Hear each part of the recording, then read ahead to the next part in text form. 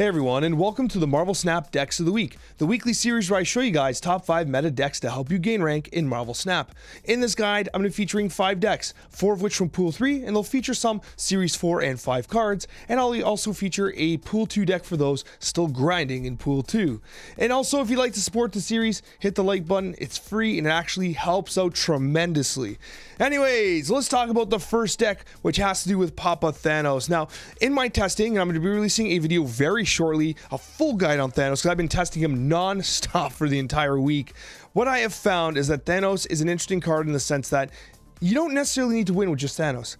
These stones, these damn stones are pretty damn good. And what if I could make a deck for you that was pretty resilient and pretty reliable without having to rely on pulling Papa Thanos and getting him all the way up to 618. Well, that's exactly what we've got here in the Thanos Zoo deck. And basically what we're doing here is we're creating a deck that actually, if you get Thanos to 18, I mean, that's just a bonus if you're able to do it. But if you cannot do that, the deck still ultimately functions as a straight up zoo list. That's incredible. And I've actually had a tremendous amount of success with this list. And the amazing thing about it is even if you have terrible RNG with Thanos and his stones, you basically are playing a really reliable zoo list. So it's pretty interesting in that regard. And I do think that cards like Mojo, because like you are going to be, your whole board's gonna be full, right? So Mojo really helps trade lanes. Hulkbuster helps you kind of generate additional space on the board.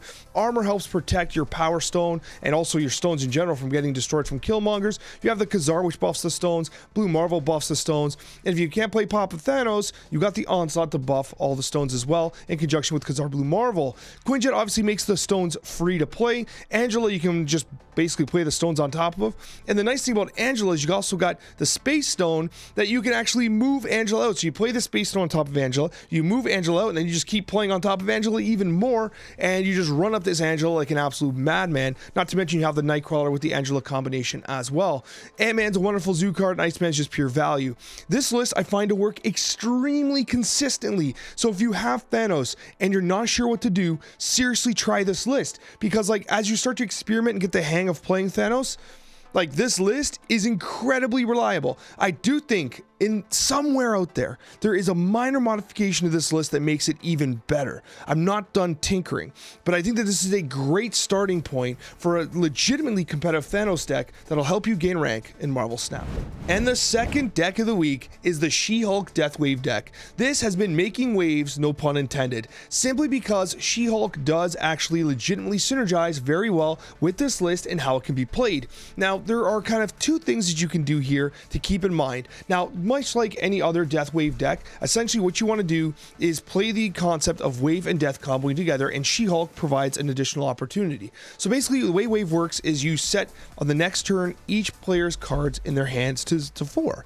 What's important about this is you have to bring death to 0 in this here. Generally speaking, you want to bring death to 2 so that you can play wave on turn 5, death as a 2 cost, and then any additional 4 cost card. That's pretty good because every card's going to cost 4. That's usually why you want to play Arrow, right?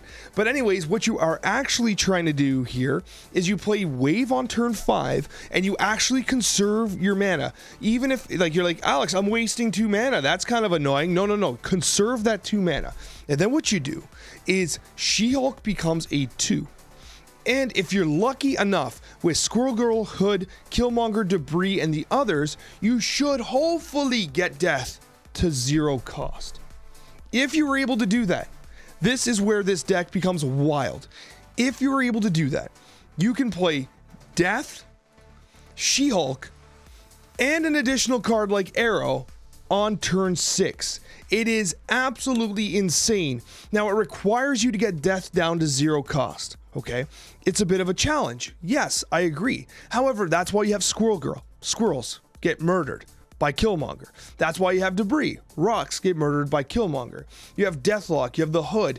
You have so many ways to kind of like generate that value from the destroy mechanic that pulling off that combo isn't exactly impossible.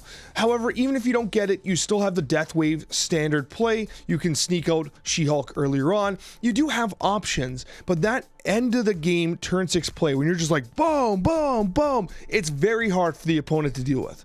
Very hard, and it's more consistent than you'd think. So this is one of those decks that I think is really solid for She-Hulk. And if you just pulled She-Hulk and you're interested in experimenting with a list that might make her look like an absolute superstar, I believe this is the one. Alright, so this deck is absolutely making incredible strides in the current meta. It is the most toxic deck in the meta right now, and that is the Caged Hazmat. Basically what you've got here is you got Hazmat, a card that was a 2/1. No one was playing in the meta. It afflicts all other cards with -1 power, including yours. But we needed something. It never saw play before, but we needed something, and that something was Nicolas Cage. One could say is the absolute rock, the rock of this deck list, an absolute national treasure. Nick Cage makes it so that it has an ongoing ability where your cards can't have their power reduced. Nick Cage is insane in this deck because what you can do is you trade with Scorpion, you mess up their hand already, right? And then what you do is on turn 4 you play Wong. On turn 5 you play Mystique, and then you play Hazmat. And then it's just like, wow, that's a whole lot of negative. And then you play Odin on top of them, and it just does even more negative, while Nicolas Cage just holds everyone, right? Just holds everyone up. It's like, don't worry, guys, I've got you. And so this deck list is absolutely fantastic. I think it's awesome. And I love, nothing is better than playing the Hood or Black Widow, shooting a Widow's Bite into their hand, and then kicking it over with Viper.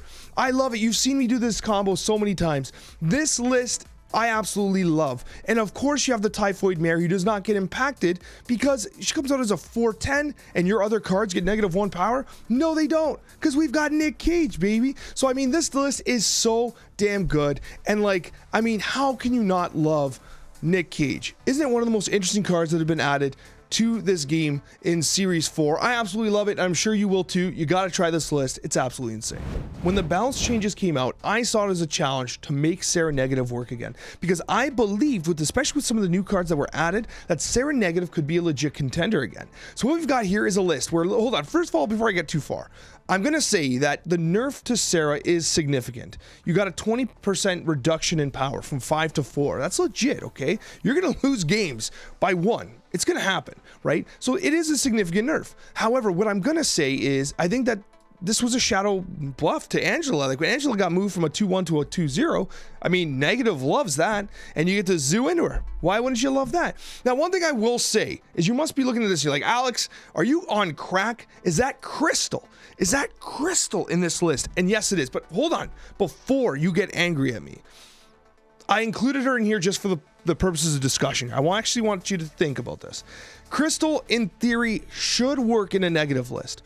I think she should be a 4-5, but as a 4-4 who shuffles and after negative, like, it should work, because if you can Psylocke Negative out on turn 3, and then what you do is you play Crystal, then suddenly you have a whole bunch of negative cards in your hand, and I think that can be beneficial. However, if that's not possible, if you're like, Alex, that is cracked, I'm not doing it, get rid of Crystal, you just do the standard Jubilee play. Jubilee is the actual, like, normal decision, but I listen, I want to be creative. For the record, I do think Crystal still sucks, but I for the purposes of discussion here, I've got to have some fun every once in a while, right? However, there is a card that I think is really interesting, and that is not Jubilee. I think it's Super Skrull. Super Skrull is like one of those cards where, like, it has all the ongoing abilities of all enemy cards. It's a 4-2.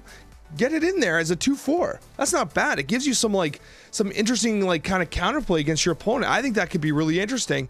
And also, if you're going to do that, I'd also like to note that both White Tiger. If you want to get rid of White Tiger, a card that I think is definitely worth playing is Leech. But you would have to play the, I'm all over the place this video, guys. If you're playing Jubilee, I think Leech is interesting, because if you can Jubilee the Leech out, then it's pretty wild what you can do to someone's hand. I do think that's pretty fun. You don't have to do it. I still think White Tiger is still good. I am absolutely all over the place in this video, guys. But you know what? I've been experimenting so much with Sera Negative, and I've been having a ton of fun with it. And I do think that there's some legitimate value here. And I do think that this list could see some legitimate high win percentage, because, like, it's just fascinating. And although there's a lot of kind of craziness in the meta right now, I do think Sera Negative has a chance to surprise you to win a couple games. All right, and for you absolute elite gamers still in pool number 2, don't worry guys, there's still fun to be had. And I think that this deck, the Devil Dino Redux deck, is actually pretty damn solid. It's all about getting 2 Devil Dinosaurs out on the board on turns 5 and 6. How do you do that, Alex? Well, first you're going to play the Collector as just a straight up value play. It's going to gain value for every card that gets added to your hand, and you do that with, well, Agent 13. You also do that with Cable. You also do that with Sentinel. There's a lot of value here because you also do it with the White Queen. But at the end of the day, guys, the real value is having Devil Dinosaur in the hand and then Moon Girling that Devil Dinosaur so you can replicate it. And then you can play it on 5 and 6. Scarlet Witch added to provide you with some, some counterplay against some of the crazy locations that might impact you.